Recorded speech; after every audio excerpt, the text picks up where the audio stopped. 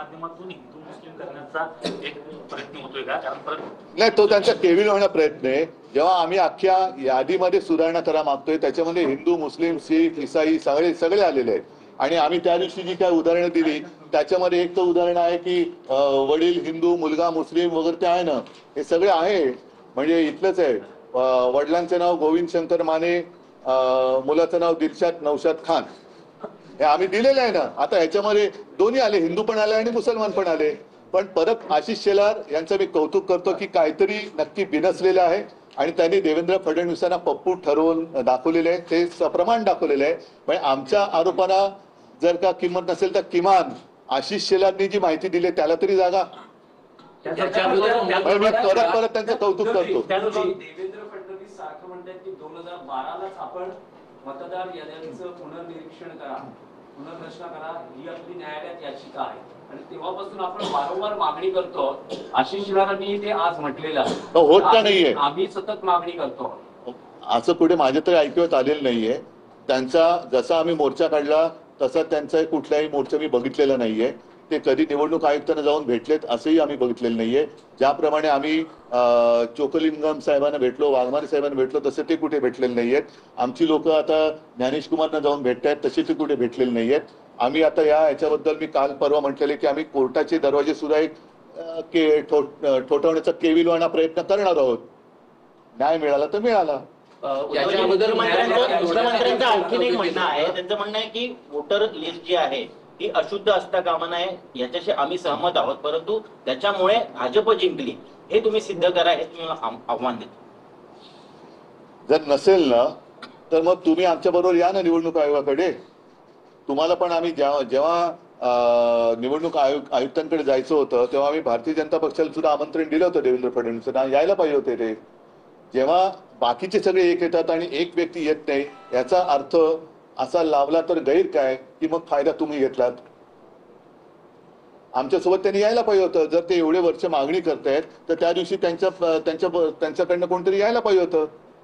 त्याच मुद्द्यावरून बुलढाण्याचे आमदार संजय गायकवाड शिंदे गटाचे आहेत, त्यांनी देखील म्हटले की निवडणूक आयोगाला लाच वाटली पाहिजे अशा प्रकारचे दुबार म्हणून. बघा थोडक्यामध्ये काय की आता जो मुद्दा आम्ही उचलला मतचोरीचा आणि तो आज पुराव्यानिशी तुमच्या समोर आणला, जनतेसमोर आणला.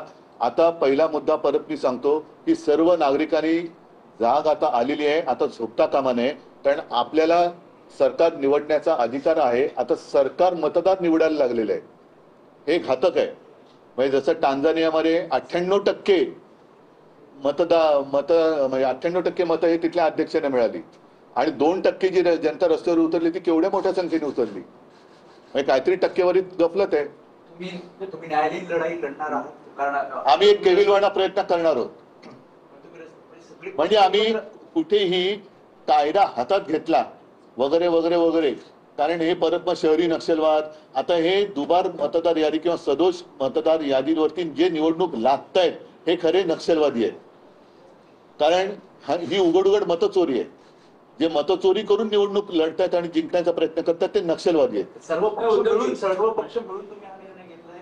हो, महाविकास आघाडी म्हणून आम्ही निर्णय आणि सगळेच म्हणजे त्याच्यामध्ये राज पण आहेत, बाकीचे आहेत, शेका पक्ष, कम्युनिस्ट त्या दिवशी मोर्चात जेवढे सगळे होते त्या सगळ्यांनी. आणि आम्हाला असं वाटतं की जर भाजपला पण आता हे पटलं असेल तर भाजपने सुद्धा यावं आमच्या बरोबर कोर्टामध्ये. आम्ही पाठवतो सही करायला. नाही ऐका एक मिनिट, एकदा मला स्पष्ट करू द्या. आम्ही कोर्टात जे जातो आहोत त्याच्यात आता हे आशिष शेलारनी पुराव्यानिशी दिलेलं आहे. म्हणजे आशिष शेलारनी देवेंद्रांची तर वाजवलीच आहे, ते सोडून द्या. पण त्यांना जर काही पटलं असेल तर त्यांनी सुद्धा आम्ही जे काही कोर्टात जातो त्याच्यामध्ये भाजपाने सुद्धा यावं आमच्याबरोबर कोर्टात. हे माझं त्यांना जाहीर आमंत्रण आहे. मग त्याच्यामध्ये तुम्ही काय हिंदू मुस्लिम आणखीन कोण असतील तुमच्या लेखी ते सगळे काढा. आपण संपूर्ण यादीमध्ये आम्ही सुधारणा मागतो आहोत. उद्धवजी, तुम्ही आणि राज ठाकरे दोघंही एक विधान करतात की बोगस मतदार कोणी दिसला तर त्याला बळवा किंवा थोबळावा किंवा मार. तर अशा वेळेस यावेळेस निवडणूक प्रक्रिये किंवा मतदानाच्या दिवशी मतदान केंद्रावर प्रचंड गोंधळ किंवा कायदा सुव्यवस्थेची परिस्थिती निर्माण होऊ शकते. अभूतपूर्व पण ती नाही झाली, म्हणजे ती व्हावी अशी आमची इच्छा नाहीये. म्हणून बोगस मतदारांनी मतदानाला याचं धाडस करूच नये. कारण आता आम्ही नावानिशी आणि पत्त्यानिशी सगळीकडे चेकिंग करतो. अगदी माझं तर म्हणणं आहे की जिथे मतदार याद्या साधारणतः 1200ची यादी आहे, त्या याद्या जसं आता माझी कलानगरची यादी असेल तर कलानगरच्या गेटवरती ती यादी लागली पाहिजे. टॉवर्स असतील तर टॉवर्सच्या गेटवरती ती यादी लागली पाहिजे आणि टॉवर्स मधल्या सोसायटीमधल्या सगळ्यांनी ती यादी येऊन आपली नावं त्याच्यात आहेत की नाही, आपल्या यादीत दुसरे कोणी घुसले का, हे सुद्धा नागरिकांनी पण आता बघितलं पाहिजे. तर आणि तर या देशात लोकशाही टिकेल. उद्धवजी प्रश्न आहे की 12 नोव्हेंबर नाही, आता एक उदाहरण त्या दिवशी आदित्यने दिलं, घसीटाराम हलवाई जे दुकानच कधी तोडलेले आहे, तर दुकानाच्या नावावरती 30 का 40 48 नावं मतदार म्हणून रजिस्टर झाली, जे दुकानच अस्तित्वात नाही. आता अशी जर का लोक येऊन मतदान करायला लागली तर तुम्ही कसं काय तुमची लोकशाही जिवंत ठेवणार? उद्धव जी से हिंदी में